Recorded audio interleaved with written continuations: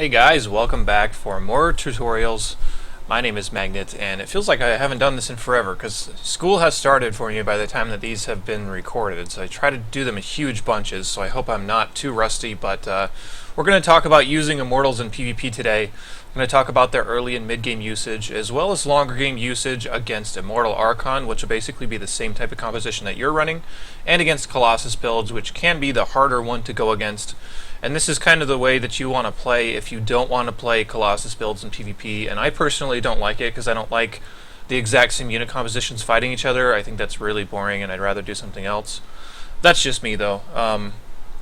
Anyway, if you're that type of person too, let's go ahead and talk about that, and especially talk about mid-game usage, because you need to know that the Immortals do carry a lot of power and they kind of break a lot of these stalemates. So let's take a look at the game. This is going to be Rain versus Zest.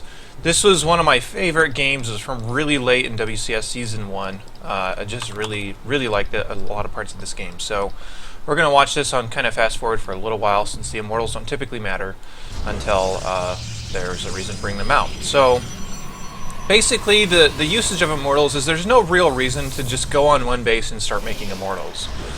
One base play typically starts out with something like Blink, DTs, Stargate, or just gateway attacks. And one base Immortal doesn't really make sense unless somebody makes you do it. If you want to do Immortals specifically, then you should be going for faster expansions and then using the Immortals to protect it. So this particular game is going to be one of those where you kind of get forced into it because of the circumstance, and we'll explain that. So, and I want to say that going one base Immortal just kind of blindly doesn't make a whole lot of sense because it's just so slow. The other person could usually and almost always just take a faster Nexus than you, and you would be behind no matter what. So what we're seeing this game is we're seeing 3-gate versus 3-gate, just straight up gateway attacks. And the first purpose for Immortals is because they will break gateway attacks harder than any other tech. With the exception of maybe DTs, but then you run the risk of them having detection and not really working out that well. But if you are a person that likes to open up with this type of 3-gate aggression, or maybe even more gateways than that, Immortals are one way to really crush it, because the unit compositions are going to be Zealot Stalker versus Zealot Stalker. And if you have something like Zealot Immortal, and you can use your Immortals to shoot their Stalkers, then you're going to get way better trades. And the cost of an Immortal is basically the exact same as 2 Stalkers. So the fact that the Immortals counter the Stalker so hard, and then they'll just have Zealot versus your other units left over, you should win those battles pretty easily. And that's kind of the whole point of this. So the opener we're going to see is a little bit of a gateway fight. Once Zest kind of realizes what's going on, he's the one that drops the Robo first, and Rain drops a Twilight Council first. So if he's trying to go for Blink or something, and Zest is going for Immortals, that's really going to change the dynamic of the game a lot. So we've talked a lot about gateway attacks. This is, or rather gateway versus gateway stuff. This is basically just demonstrating the fact that whoever's the defender should have the advantage by way of having the overcharge. You will want to obviously know the different little micro things that you want to deal with. Zest being very smart here, cutting off the rest of Rain's reinforcements, but eventually Rain will hold, or rather, yeah, that's Rain, never mind, Rain's good. So eventually Rain will hold, and that's not really the whole point of this video. The whole point is the fact that the Immortals start to get mixed in. Once this is good, this has to change in some manner or another. So back in Zest's base, he's got Immortals spinning up, while Rain doesn't actually have that type of attack. He actually canceled his Twilight Council. And at this point, if they fight again and Rain, or rather if Zest has Immortals and Rain doesn't, then this is going to demonstrate the pure power of the Immortals against just gateway armies. So we're going to see something really cool here, and his composition once again is just going to be Immortal Zealot. We've talked about in using Blink. If you're a type of Blink player and you want to know how to break the Blink stalemate, mixing in Immortals is an inevitability. Wow, I can't talk today. And inevitability is a very hard set of words to say, so don't blame me. So what we're seeing here is we're seeing a little bit of a contain from Rain. He's trying to cut off any units that try to run down there so we can kill them for free. So sometimes you need a way to break out of this.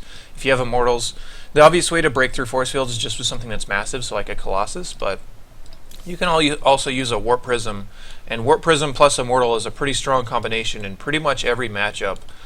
So we're going to see Zest kind of break out of this with the Warp Prism. So getting his own sentries here as well, which are going to be good against this plain old Stalker force. So we're seeing him drop the Immortals on the low ground, and all of a sudden the force fields won't matter as much because he can probably just kill this with his Immortals alone. So he breaks out of here pretty easily. Warp Prism just stays alive, so he kills like 3 or 4 Stalkers basically for free. And now that he's broken that, back on the other side, Rain doesn't have an expansion. So if it's still 1 base versus 1 base, and you have the Immortals and he doesn't, you really should attack. There's not much of a reason not to, and the Warp Prism is going to be really useful in these type of attacks. That's kind of why I want to show you this replay. Geez, I'm like derping out so hard today, but I guess I am rusty, like I said at the beginning of the video. I hope that I wasn't, but it seems like I am. So Rain's trying to just check around for pylons. Can't really find what he's looking for. Zest coming up here, and now he has a superior unit composition. But still, you need to be careful because force fields still do work against Immortals, and they work quite well. So this is why the Warp Prism is introduced, so you can start ferrying units onto the high ground fairly quickly and kind of punish him for not having the right unit composition. And the Warp Prism will basically nullify any use that they would get out of force fields. So basically all we're showing here is just that Immortals are really good against gateway units. And a cool play from Zest that I think you guys would want to see. So he drops off the Zealots, he loads in the Immortals, he force fields, and he's just totally dominating him here because the ramp doesn't matter if you can just bypass it. And by this point, there's really not a whole lot more that Rain can do to stop this. Warp Prism obviously warping in as well. The whole goal here is just to keep your Immortals alive and keep them targeting the right things. There's nothing left for Rain anymore because dancing the Immortals as well. There's nothing here left for Rain because Zest just has way better units if he gets the Immortals in a gateway versus gateway situation. So that's one really good way to break it, especially if you need to hold gateway attacks. If you can get Immortals out in time, that'll really do well against that kind of stuff. And we'll specifically talk about holding straight up gateway attacks in another video. But let's take a look at another one here. This is going to be Oz versus a Barcode, but the Barcode is actually Puck, who tends to play on weird accounts for WCS games, and I don't know why. This is going to be what to do if it's just a mirror unit composition. So here's Oz, and here is Puck. As the game goes on, by 2 bases, you need to decide which direction you're going to go. And the 2 directions that are viable, basically, at the highest levels are either Immortal Archon or Colossus. And I need to explain this just a little bit, because I got into a little bit of conversation with somebody on comments on my video, so if this is you, then special shout out to you. But I was saying that those are the only real 2 viable transitions, because any sort of long-term Stargate play, like a lot of Void Rays, should be countered by your opponent, and it's kind of a flimsy way of playing. Easy ways to counter this are just straight up Zealot Archon against the Void Rays, Storm against the Void Rays, or like a 2-base Blink Stalker timing against the Void Rays, all of which will do really well against longer-term Stargate plays.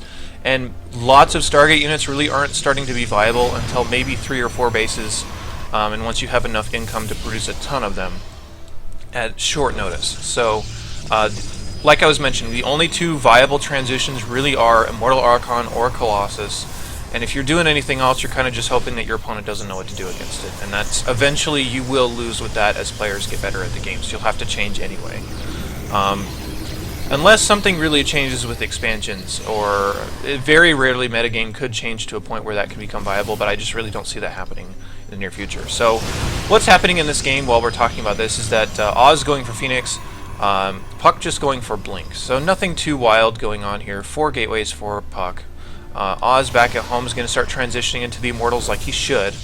And both these players will be starting an Immortal-based composition on 2 bases once we get to that point. Puck's going for a little bit of a attack here, and this is why the Immortals are strong, is because they're able to hold off silly stuff like this. 3 Immortals being out. There's not really any number of Stalkers that can deal with these 3 Immortals, as long as you support them properly and you get there the right way.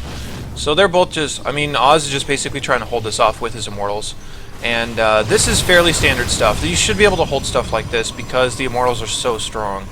Puck in particular is one that gets very cute with his force fields, and he will deal quite a bit of damage against the Immortals. This is what I'm talking about. You do need to be a little bit careful about getting force fielded away with this type of army. But most players that you play against won't actually be this good with their force fields, and you won't have to deal with quite this much. But the player we're really focusing on is actually going to be Puck later in this game, because we're going to start seeing the Immortal Archon start to surface for both of these players. And Immortal Archon's a very strong style. You basically get that, you get Zealots, and you have a very strong core of your army with a lot of zealots to support, and they are very hard to deal with if you get an open field type of battle situation. So we're seeing the forge being added here for Oz. A forge should be added for Puck here eventually, and the sooner the better. You really just want to get attack upgrades with this, but both players now are into the Immortal phase of this game. You can see Oz adding on the Twilight Council, going to be eventually for Archon, so he can kind of complete his unit composition. And as Puck, or as both of these players, you kind of need to be scouting out your opponent and figuring out what's going on. This is going to be kind of a special sort of transition you don't see very often. What most players will do is they'll just say, if it's Immortal Archon versus Immortal Archon, I'm fine with just doing that. I'm fine with just keeping on those same unit compositions. Seeing something a little bit weird out of both of these players. One is that Puck showed the Robo Bay for Colossus and then he cancelled it, to which Oz made a Fleet Beacon and then cancelled it. So a little bit of weird mind games, but the bottom line is both of them are going for this Immortal Archon style. As you can see, the Templar Archives added on for both of them. But the interesting thing is that Puck doesn't want to do the straight up Immortal Archon versus Immortal Archon fights. He wants to change the dynamic of this by adding Storm. And this is the one circumstance in which you really can run Storm, and it's fairly stable if you know how to control your army. You don't see Storm very often in PvP, but this is one of the situations that can actually resolve Immortal Archon stalemates. Whereas Tempest can solve the Colossus stalemates if you decide to go for the other tech. So this is kind of a really cool play. It's getting more and more popular as time goes on, and it's, in theory, it makes sense. So if in theory it makes sense, you're going to see more of it, and that's definitely what we're going to see. Note that he has basically no Archons, so start adding those on later. He's just going to stay with about 4 Storm Templar. Making more than 4 doesn't really help that much. That's about as much as you should go. You can see the rest of them, he is merging Archons out of that. And by the way, the game has really stabilized. Oz is actually ahead in workers right now, so all that damage early on as far as killing the Nexus, it didn't really matter because Oz actually did have the superior unit composition with the Immortals rather than the Stalkers. So what we're going to see here is that Storm is now done. He's starting to mix in a lot of Immortals, Archons, and Zealots. These Stalkers were just left over. There's no reason to make Stalkers beyond this point. This is just what he already had, and he didn't want to just throw it away. So the composition from Oz is much more typical of what you're going to see in this type of situation, which is a ton of Immortals. This is actually 11 Immortals, which is an ungodly amount. The rest is going to be Archons and Zealots as you can fill in the supply. So the whole thing here with Puck is he needs to get mileage out of this Storm if he wants to break this. And the way you get mileage out of the Storm is you basically just keep your army near them the entire time, but you never just fully commit to an attack. So if the army is hanging out here, you want to kind of separate your Templar and kind of put them somewhere towards the front, and then just land a couple of Storms and keep walking away as you storm if they start to attack you. If they walk away, just chase them with your Storm. So basically you want the Storms to be all spent by the time you fully commit to the fight. And if that's the case, then you're going to have an army that might take a few hits from his, but for the most part your army is going to be at full health, and for the most part his army is going to be at maybe half health. And if you can get that kind of situation, then you can really run his army over pretty hard. So we're seeing Oz kind of come forward here, and all he needs to do is just storm and walk away, but Oz is the one that's walking away, so he's just going to chase him with his storm. And notice as soon as Oz turns around, he just storms him and he walks away, and he needs to basically get the storm damage off. Now all these Immortals have no shields, and if you have no shield Immortals, the other Immortals are going to wreck face, like really hard. And that's because the hardened shields on the Immortals will mute this 60 damage down to 10 if you have shields. If you don't have shields, you take the full 60 damage and you get wrecked. So that's the whole thinking behind this type of play. As long as these Immortals' shields are down because of storms, your Immortals should be able to just absolutely dominate. Notice that he's still trying to separate Templar a little bit to land storms on the army. And if Oz ever commits to this, because he has no shields on his Immortals and because he's taken all this damage while Puck's army for the most part is still at full health, Puck will just LOL all over the army and it will be over in an instant. So Oz is trying desperately to run away from the attack here. Puck can still deal a little bit of damage to these Immortals considering they have no shields. And again, he still has a couple of these Storm-Ready Templar, and you don't want to really merge them unless you have to. But as long as he has the shields down and the health down in the army, as long as he can still dealing damage with the storm, then he can still chase it. But note that once he's out of storms, by the way, a little bit of harassment over here. Once he's out of storms, and if the Immortals have regenerated their shields, then it's basically an even fight. That might not benefit you to attack at that point. So Oz is doing the very smart thing of basically walking away when he knows that you can't afford to fight this. So this is a really cool dynamic that you see, again, very occasionally in this matchup, but it is getting more and more common. We're basically going to see a straight-up Immortal Archon fight here, so you guys can see kind of how this breaks down. For the most part, whoever has the most Immortals, at least with shields remaining, and the most Zealots, and is able to deal with the other guy's Zealots okay, will win this fight. We've talked about it a little bit in the unit compositions video, and it can get a little weird, but for the most part, whoever has more Immortals typically wins these. But if the Immortals have taken storm damage and they have no shields, then obviously that changes the battle a lot. So we're actually just waiting for Puck to regain his storm energy, and he's going to attack once he gets more storms. And again, this is one of the stronger ways to play this if it's Immortal Archon mirrors. So Puck does have his Templar mixed in here with the storms. He does hallucinate a couple of Colossus just to trick him a little bit. But the point is really breaking down to the fact that he's able to break this type of stalemate with the storms. He's fully committing right now, and this is a pretty equal fight. But if he can storm on top of these Immortals, then once it breaks down to the Immortal versus Immortal phase, those Immortals will basically evaporate while your Immortals are taking 10 shots from a very slow unit. And we'll notice that Puck just crushes through with his storm timing because he's able to kind of pin Oz in the corner here and get decent storms off. So very cool stuff there out of Puck, and you don't typically see that all too often at the pro levels, but it is surfacing more and more, so I figured we would talk about it. So finally, let's talk about against Colossus, and this is a situation that can be a little bit hard to read and hard to understand. This is going to be Paralyze versus Trust, and we're going to be looking at the Immortal Archon player trying to take down the Colossus. Something you should know, though, is that this composition will work for a limited time. This will work straight up against Colossus for a limited time. Eventually, you will need to counter the Colossus with Tempests.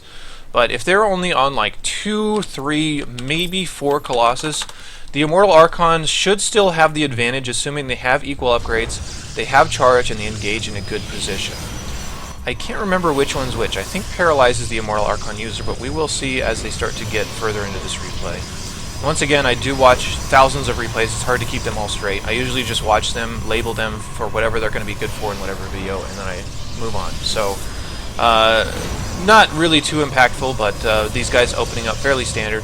Looks like a really fast expansion here from Trust, and just a blink play here from Paralyze. So, going to be showing a little bit of aggression. The faster expansion, obviously, with Trust, and by the way, like we talked about, after you've made your expansion is when you want to start your Immortals. And this should be able to hold pretty much anything as long as you control properly. And in this case, Trust is going to go for either the containment or just a blink stalker play. But as long as you have overcharge and as long as you have Immortals out, you'll eventually be able to solve the situation as long as you don't get murdered by force fields here on your ramp. But once again, players you play against typically won't be that good with their force fields, so I don't think you'll have to worry about that too often. So, yeah, Trust eventually is going to stabilize, and Paralyze realizes that it can't break him, so he takes his own Nexus, but Trust is way faster, so he should have an okay economic advantage, but more importantly, he's getting the unit composition advantage. Paralyze finally starting to add on his Robo now that his expansion is down. He'll start his Immortals of his own, and eventually one of these two is going to go into Colossus and kind of change the dynamic of the matchup. So both these guys getting Immortals. It looks like Trust actually adding on Blink now, which is a little weird, but not many Stalkers for Blink, kind of a strange upgrade. I guess he does have 8 Stalkers, so never mind. Looks like he wanted to defend this with Immortal Stalker rather than Immortal Zealot, which can be a little bit more stable, especially against Blink Stalker plays, so I guess I should mention that. Is that if you're having to deal with Blink Stalkers, Zealots typically won't do all that much except for absorb damage. Now we're getting into the weird phase where the Immortals start to attack, and if you have an economic advantage on 2 bases, you can afford to do stuff like this. You just basically get your Immortals on the map, you get your Blink Stalkers if you started with Blink, and you're just going to say, guess what, I've had an economic advantage for longer than you have, and I should have better units than you have, and I can just attack here. And at minimum, I can walk away if I start to take some damage, and if I don't think I can win the fight, because I can just recall. As long as you don't do some others before, of course. So we're going to see a little bit of a fight here. Fake Colossus just to trick him a little bit. Not really a whole lot going on. Force fields on either side just to protect the Stalkers and push the Immortals away. But eventually this will stabilize, considering Paralyze does have the Defender's advantage, and he can do things like pull probes and trade out that way. So Trust is getting a decent lead here by killing all the workers back at Paralyze's base. But Paralyze eventually still will hold, and as long as he holds and he has the Immortal advantage, he still should not be broken by things like this because he does have the better units. So, looks a little bit of a blink fight, but on either side, Trust is up by about 10 workers now. He's kind of stopped workers for quite a long time during that attack, which is a pretty big mistake, to be honest. We should start to see these guys divulge here in just a second, or not divulge, but diverge into different builds. So once the Colossus player drops down the bay, we're going to start talking about countering that, and it looks like it is going to be Trust, like I thought. So Trust drops the bay down, and as the Immortal player, you definitely always want to be scouting, and this is why people will produce sentries, so they can produce a hallucination. You can see it costs 100 energy, and you can hallucinate anything, but you want to hallucinate Phoenix and fly them in there. And as soon as you spot this Robo Bay, you really want to put down a Stargate and a Fleet Beacon so you can match his Colossus count with your own Tempest. That's going to be your long-term counter to it. Even one Tempest versus one Colossus, the one Tempest user should have the advantage, assuming you target the Tempest properly. And don't just throw it away to Stalkers or something. But if it's in these low counts and you haven't seen it right away, and you have maybe 4 or 5 Immortals against maybe 2 Colossus, then that still should favor the Immortal Archon player. We'll note that he's adding on charge, considering his composition is going to be Immortal Archon Zealot. Definitely do want charge on there, otherwise the Zealots are basically worthless. A little bit of a Warp Prism play, and I'm not sure when Paralyze actually figures out what's going on as far as the unit composition.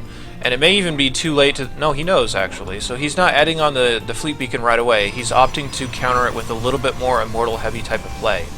I should mention that this can be viable sometimes. And I think the reason he's not adding on Tempest right away is because this is a super open map. If you have super open maps like this, typically Immortal Archon is going to be favored because the Colossus, when they have to fight things that have huge surface area, aren't that good. So... this does have an expiration date on it, and I think the point of this is just to attack before the Colossus count can get too high, which can definitely be a viable way to deal with this. If you want to attack them in maybe when they have 2 or 3 Colossus, and you can get big, huge engagement points, like, you know, all this surface area is open, so therefore your Zealot shouldn't die right away to the Colossus. That should favor the Immortal Archon player. But eventually you will want to get into Tempest, and we're actually going to be making a separate video that talks exclusively about the Tempest transition and the usefulness and control and whatever against Colossus. So that's going to be for another video in the future, so just look out for that as it comes out. But we see the Immortal Archon player has a lot of stuff. He needs to realize that there's only a few Colossus out, and this is about the time where his stock going to stop working. Trust kind of foolishly attacks up here, thinking that he's already ahead from the earlier attack.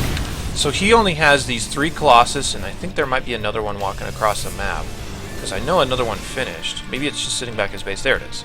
So this 4 Colossus count is about where this composition stops working.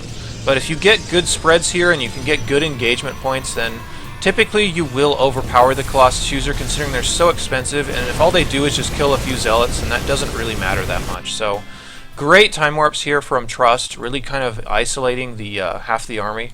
But still, if you get this type of surround, the idea is that the Archons will deal with the Zealots, the Immortals should plow through the Stalkers, and eventually you're going to hopefully get to a point where you have Zealot Warpins on top of his Colossus, and you have Immortals on top of his Colossus. So this is kind of what you're seeking for, and Trust kind of walked himself into this position a little foolishly. But yeah, we'll continue to watch this kind of play out. Once again, Zealot Warpins are basically all you want off your gateways during this, and if you're ever able to break his front lines and you can just get on top of his Colossus like this, then the Immortals can kill it in like one hit. So they die pretty fast if you're able to break this. And this is just demonstrating the idea that if you're fighting Colossus, you need to fight before 3 or 4. We'll notice that for most of this he only had 3, and that's why he's able to break it. Once they get into like 6 and 7 Colossus, if you try to attack the same way, the Colossus will just wreck your entire army. So you can't afford to do that, and you do need Tempest eventually, or your own Colossus eventually, but you will be behind in the Colossus versus Colossus fight, so it's not too ideal. But anyway, that game is basically over because Paralyzed did win that battle. And typically when you win a big battle like that in PvP, the game should end shortly afterwards. So you can see it end in the next couple of minutes. I just wanted to demonstrate all that there was to see in Immortal Archon, or rather with Immortal specifically, because once you get into these later situations with Immortal Archon, it's really all about your Tempest. It's not really about the Immortals anymore at that point. So that's why there's a separate video for the Tempest that will be coming up here fairly soon in PvP. So look out for that, and we'll talk about that at a later time. But I hope you guys enjoyed this for the meantime. If you have any questions, post them down in the comments. I usually answer anything people ask me. If you want to check out more of my Protoss tutorials, there's comments down on the video that will, or not comments, but description on the video that will have a playlist for that. Drop me a subscription. Let me know if you like the video. I will see you guys for a video very soon, so take care.